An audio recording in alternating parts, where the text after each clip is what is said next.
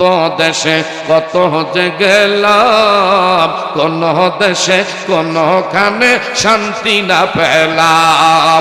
হায় হায় শান্তি যদি পেতে চাও চলো মদিনায়, হায় হায় শান্তি যদি পেতে চাও আয় লাগবেই তো কেন সেতায় শাহে মদিনা, হায় হায় লাগবেই তো কেন সেতায় শাহে মদিনা। একটু জোরে কি বলা যাবে নি মারহাবা।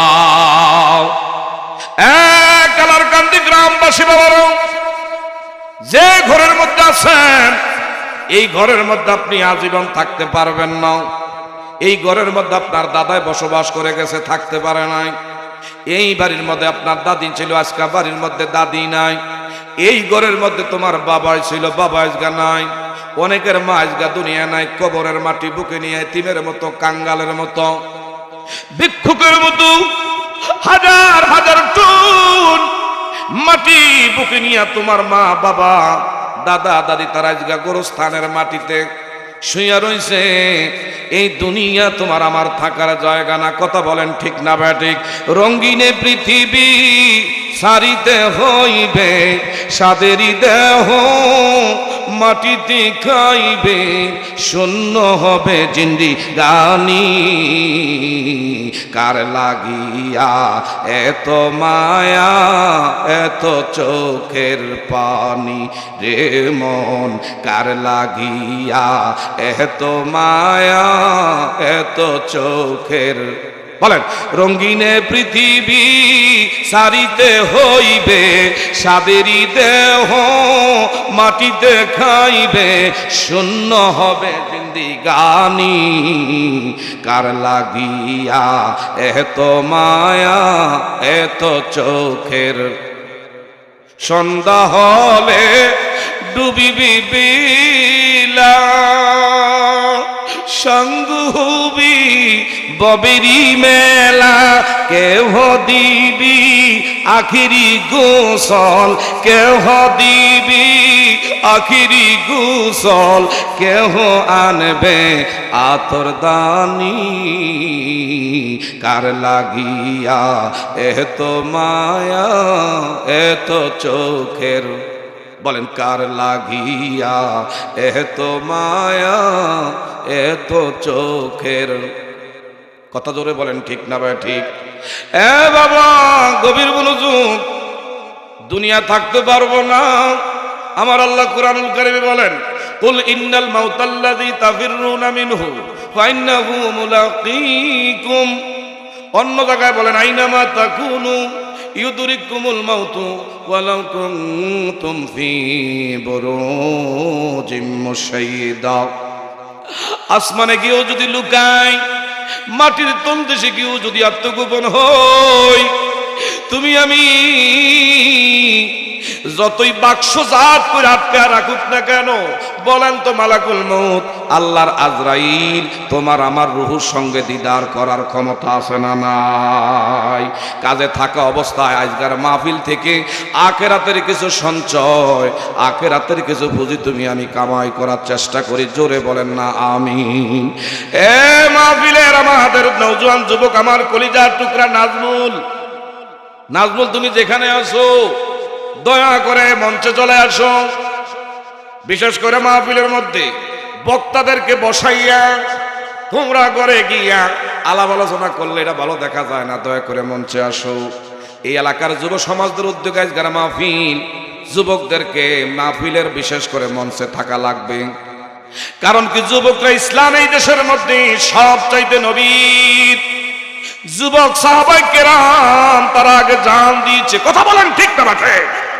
আমার ভাইরা গভীর মনোযোগ। এই মহিলা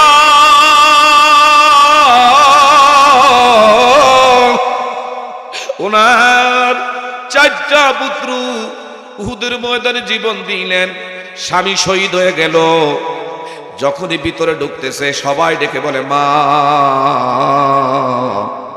তুমি জানো না, জানো না এই ময়দানে তোমার 4টা পুত্র আজকে শহীদ হয়ে গেছি। এ মা, তোমার স্বামী দুনিয়ার জমিন থেকে শহীদ হয়ে গেছে, ও আমার ছেলেরা শহীদ হয়েছে, স্বামী শহীদ হয়েছে, এতে করে আমি বিচলিত নই। আমার নবী কেমন আছে, আমার নবীর খবর আমি জানতে চাই। আল্লাহু আকবার গান। আমার নবী কেমন আছে আর দেরি করে নাই। এমনি মহিলা তার সোয়ারি উটনির মধ্যে 4টা পুত্র সন্তানের লাশ টাইনা টাইনা 4টা পুত্র সন্তানের লাশ যখন উটের পিঠের মধ্যে উঠাইতেছে, বাবা মন গভীর মনোযোগ, ওনার 4 সন্তানের লাশ উহুদের ময়দানে একটা একটা করে যখন উঠায়, স্বামীর লাশটা এইভাবে টানা হেসরা করে উটের পিঠে উঠাইয়া সোয়ার উনি হইয়া ছায় বাড়িতে নিয়ে যাইতেন। ওট উহুদের ময়দানে এই যে থমকে আছে, কামড় খেয়ে দাঁড়াইয়া রয়েছে। যতই চেষ্টা করি আমার ভাইরা ওর সামনের দিকে আগাইতে পারে না, সামনের দিকে যাইতে পারে না। আমার নবী দৃশ্যটা দিকে ডাক দিয়ে বলে, গো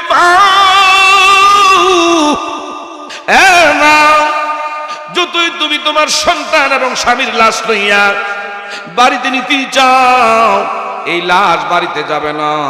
তোমার স্বামী তোমার সাথে কি বলছে, কয় আমাকে অনুমতি দাও, আমি যেন উহুদের ময়দানে নবীর কদমে আল্লাহর দ্বীনের জন্য শহীদ হতে পারি।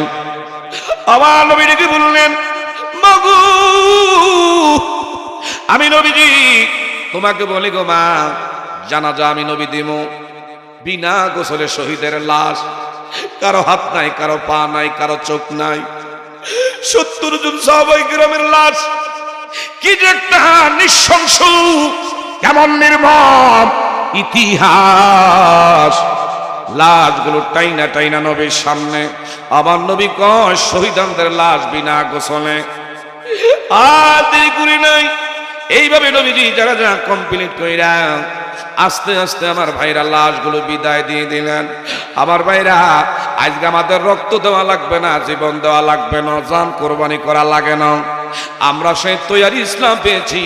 তারপরও আমি আপনি এই মাহফিল থেকে বলতে চাই, খোদার কসম করে বলি, যদি কখনো ইসলামের বিরুদ্ধে কোনো অপশক্তি কলম ধরে, আমার নবীর বিরুদ্ধে কথা বলে, আমি আপনি যদি ঈমানের দাবি আদায় করতে হয়, তাহলে সে যত বড় ক্ষমতাধর ব্যক্তিত্ব হোক না কেন, আমরা তার বিরুদ্ধে ময়দানে নামবো। যদি গুলিও চালায়, নবীর জন্য আমরা জীবন দিব। যদি ফাঁসির রশি গলায় আসে, আমার নবীর পক্ষে আমরা হাসতে হাসতে জীবন দিতে চাই। জোরে বলেন, কথা ঠিক না ভাই? ঠিক। আমি জানি না এই কালার কান্দির গ্রামের অনেকের মা বাবা আশেপাশের গুরুস্থানে এতিমের মতো আজকে শুইয়া রয়েছে। এই মাহফিলটা হওয়ার কারণে আজকে ঈদের আনন্দ তোমার আমার মা বাবার কবরে বিরাজ করে। বলেন না মারহাবা। জানি না কার মা বাবা ডেলু ডেলু করে কবরে কান্দে, সন্তান তোমার আমার মুখের দিকে তাকাইয়া। এই মাহফিলটা যদিও কালার কান্দি, আমার ভাইরা বিশেষ করে যুব সমাজের উদ্যোগে, আমি মনে করি শুধু যুব সমাজের না, গোটা এলাকাবাসী প্রত্যেকের, অনেকের আপনজন আজকে কবরে। এই মুহূর্তে আমি কয়েকটা লোক দেখবো, আমার নবীর প্রেমের কোনো আশেক যদি থাকে, নবীর প্রেমে নবীর ব্যানারে সাহাবায়ে কেরাম অর্থ দিছেন, জান দিছেন, সময় দিয়েছেন। আজকে ওই নবীর সুন্নত তাদের জন্য আসেননি একটা কোনো ব্যক্তি যে হুজুর গো